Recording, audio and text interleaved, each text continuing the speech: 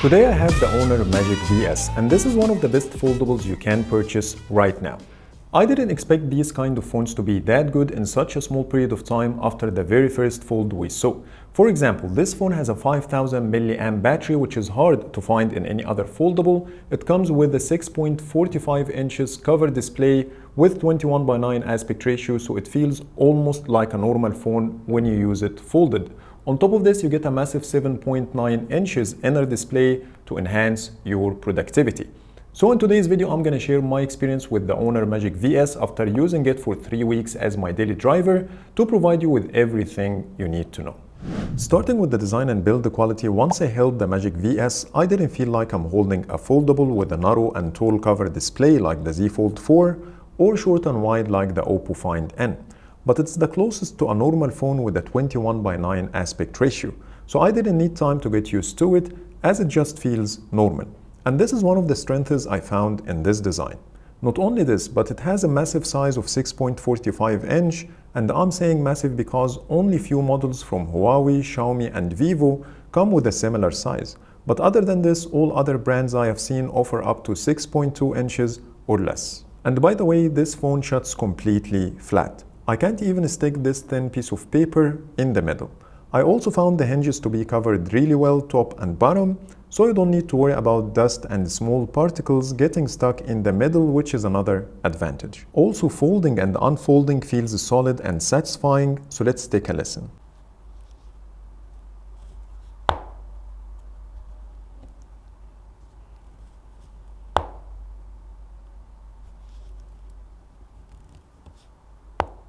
Plus, the hinge opens completely flat. So if this is something you care about, the Magic VS will get you covered. On the side, you have the volume rockers and the power button / fingerprint reader.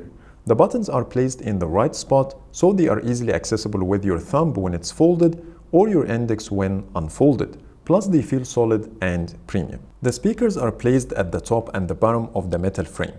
The bottom speaker is perfectly centered, which is a great idea in my opinion, as your pinky won't cover it when you hold it with one hand.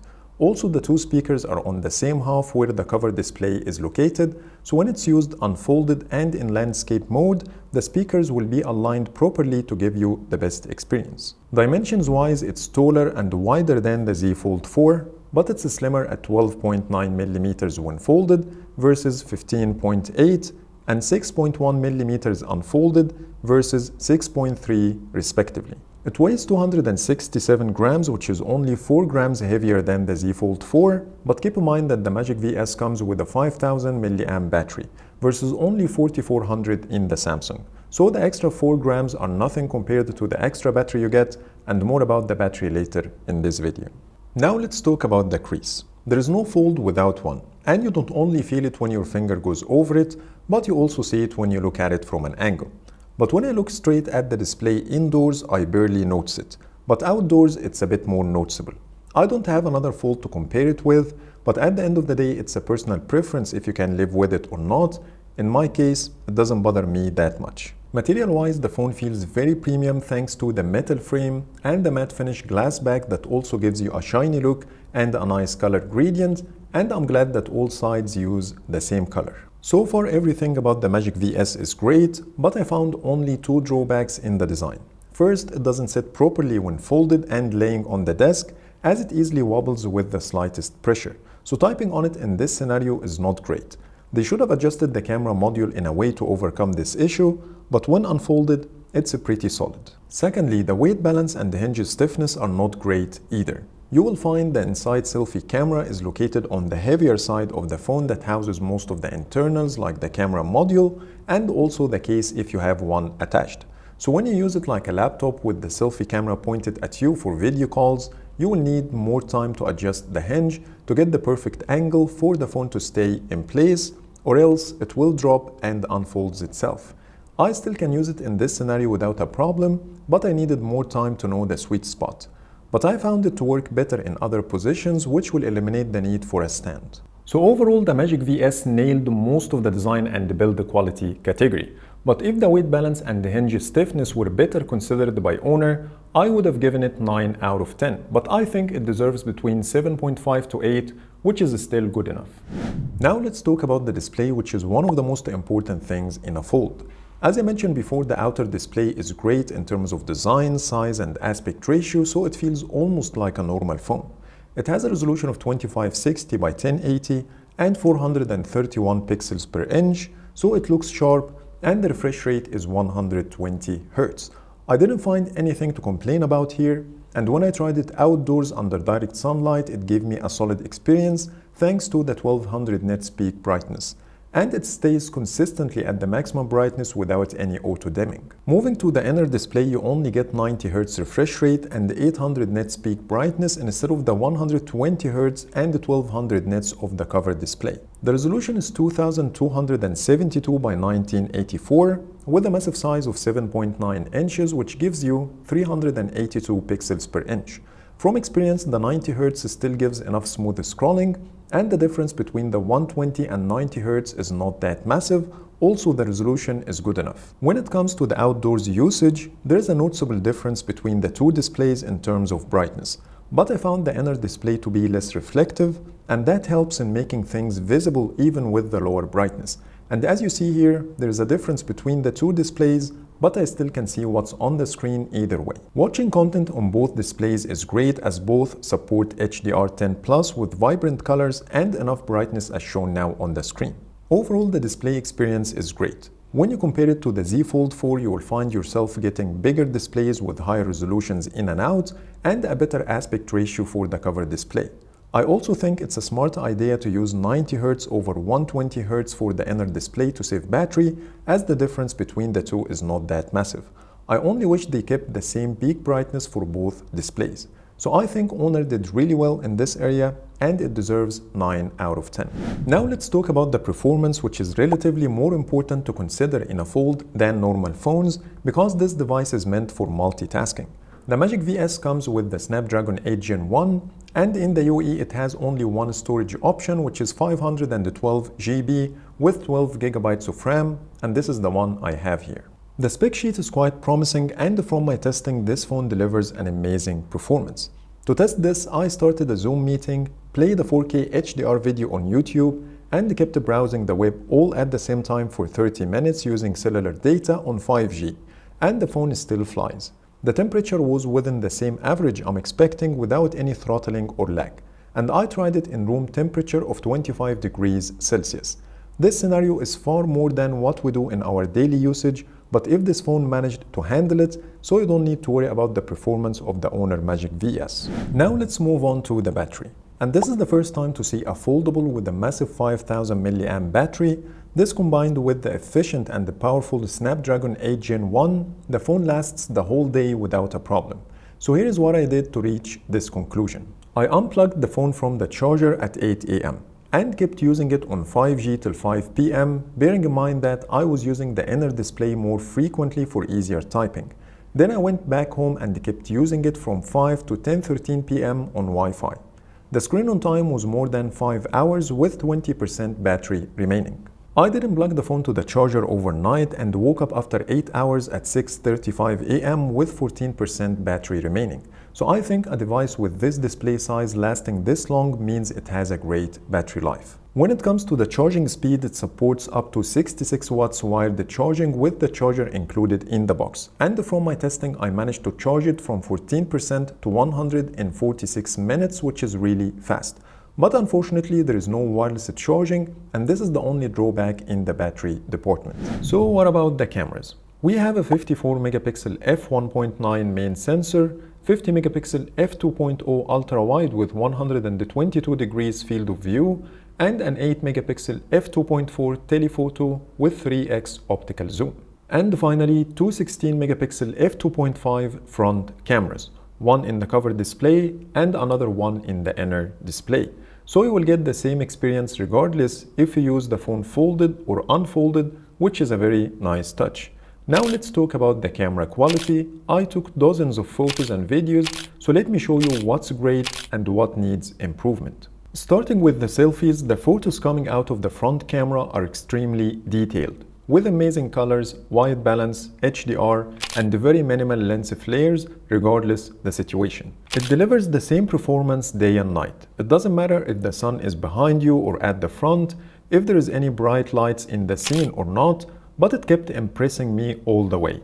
Also, when I used it for portraits, the subject isolation was close to perfect, so the front camera is a great advantage of this phone. Number 2, taking portraits using the back camera. I'm extremely impressed by the level of detail and the perfect subject isolation it delivers. Not only this, but it looks like a portrait taken with a professional camera, not a smartphone, as the blur effect looks very natural. Here's another one with the sun behind me, and it did handle the situation extremely well without under or overexposing the subject, but everything was well balanced. Those two photos were taken at 2x, and here's the 1x versions that still share the same characteristics and deliver the same performance. Also at night the portraits were great, and here's the 2x version at 2 different lighting conditions. The subject isolation was slightly worse at night, especially around my ears, but it doesn't happen all the time and it doesn't look bad either. Here's the 1x version, and in this case the subject isolation is as perfect as the day photos, and they have the same level of detail, natural blur, and great colors. Number 3, the HDR performance. All lenses deliver great performance with well-balanced exposure for the highlights and shadows and accurate colors. But the ultra-wide was the worst in handling the sun across the bunch, but still the overall look is what you would expect from a flagship phone. And here's another example that shows how capable is the Magic VS when it comes to HDR. Number 4, shooting normal landscapes. In the morning, the colors reproduction is on point. I couldn't spot a single issue in this matter in any of the photos I took. Plus, all 3 lenses were consistent, so you don't see any extreme shifting in colors when you switch between lenses. When it comes to details, the wide and the ultra-wide showed tons of details, and this is the first time for me to try a 50 megapixel ultra-wide lens instead of the typical 12 or 13 megapixels, which is making a big difference. But the telephoto suffers a bit in the details as it's only 8 megapixels, but when you look at the photo without pixel peeping, the results are still acceptable. Moving to night landscapes, all lenses handle bright lights well, like in this first example, but in the second shot you will see some differences. First, the wide angle has more red lens flares than others, and the telephoto has the lowest exposure. I also found sometimes each lens produces a totally different look, like in this photo. And here's another one showing a big color shift between the wide and the ultra-wide. So the consistency is not on the same level as morning photos, and I wish owner will take that in consideration. The last issue I found in night landscapes is the over sharpening of the ultra-wide lens. Yes, it does show more details, but it doesn't look natural. In contrast, the main and the telephoto cameras are well balanced and closer to reality. But again, without comparing and going into much details, the night landscapes are not that bad. Next, the zoom photos. As expected, the 8 megapixel telephoto won't deliver a great performance. I'm not sure why owner chose 8 megapixel in this case, but this is the only thing that this phone's camera doesn't do good enough. As shown in these examples, the 3x is decent, but once I zoom further to 10 or 30x, the quality falls apart. And now let's end this chapter by talking about the videos, starting with the back cameras in the morning. All lenses have amazing colors reproduction, HDR, and details. I also liked the image stabilization as it's not too stiff or too loose, but it was nice and smooth across the board. At night, the stabilization is worse as expected, the colors reproduction was fine, but the ultra-wide and telephoto show a noticeable amount of noise. Only the main sensor was good enough in handling the situation. All back cameras can record in 4K 60, except the ultra-wide, which is limited to 4K 30. Moving to the front, it can only record up to 1080p at 60 frames. Despite the low resolution, the video still looks good in the morning, but it was too noisy at night. Overall, I will give the Magic VS 7 out of 10 in the camera. Maybe the number is not that high, but I have to stress that it delivers an A+ performance in 5 areas. The front camera photos day and night, the portraits day and night, the morning landscape photos, the morning videos, and the HDR. But the disadvantages of this camera are in the inconsistent night landscape photos, noisy videos at night, low quality zoom, and low-resolution front camera videos. We all know that foldables are not as good as normal flagships when it comes to the camera, but the Magic VS is very close. Now let's talk about the speakers. From my experience, they are loud and crisp, and I think Honor had enough space in this relatively big device to include such a loud and high-quality speakers, so let's take a listen.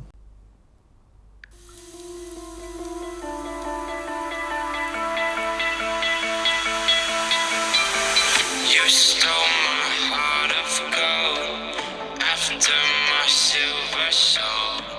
Can you dig any deeper now? I gave you all I own, put you on this golden throne, but I'm a little stronger now. You cashed in on my Now let's talk quickly about the haptics. The Magic VS has a good haptic engine with good precision, but it needs to be utilized in more areas throughout the OS to enjoy having it. For example, stock Android gives haptic feedback when you scroll through the apps in the recent apps screen, when expanding the notifications shade, or accessing the system-wide search, which is not the case with the Honor. But when the haptic feedback is triggered, the experience is premium. The last thing to talk about in this video is the software and how it takes advantage out of the huge 7.9-inch inner display. Not all apps are designed to work well with foldables, and because of it, Honor provides an app scaling feature that can allow you to force apps to work in specific aspect ratios. You can choose from 16:9, 4:3, or full screen. Sometimes it works well, and sometimes the app looks too stretched. So don't expect the best experience from each and every app. Another cool feature you get is the ability to run apps in a floating window or in split screen view, or mix and match between the two. But beside this, I think Honor needs to enhance the photo-taking experience. For example, the camera app doesn't do anything different when the phone is unfolded halfway. We have seen other brands like Google and Samsung showing the viewfinder at the top while keeping the controls at the bottom. So you can easily take photos while pointing your camera the way you want, which is hard to replicate on the Magic VS. Also, when I activate the cover display preview, I don't have any virtual buttons on the screen to take a photo, but I have to use the physical volume rockers, which is not the best experience as I have to hold the phone with two hands. Other than this, the software experience is solid. So here are my final thoughts. I think the Honor Magic VS delivers an exceptional performance in certain areas like the display, the battery life, the fast charging, the performance, thanks to the 8 Plus Gen 1 and 12 GB of RAM, a massive 512 GB, great speakers, great haptics, and more. Maybe the camera is not the best or it's not on the same level as a flagship, but you still can get great photos and videos out of it in certain situations. So I think this phone is highly recommended as one of the best foldables in the market right now. Price-wise, the Magic VS costs $6,500 here in the UAE for the 512 GB of storage and 12 GB of RAM. It supports dual SIM, and it also comes with 3 free gifts. The first one is the Honor Watch GS3, 1 extra year of warranty, and an aramid fiber case on top of the one you already get in the box that I have right here. This price is 1,500 dirhams more than the Z Fold 4, but when you think about the extra stuff you get, like the 3 gifts I just mentioned, plus the bigger battery, the faster charging speed, and the bigger displays, I think it sounds like a good deal to me. So that's pretty much it for today. That was my review for the Honor Magic VS. Please let me know in the comments what do you think. But for now, thanks so much for watching, and see you in the next video.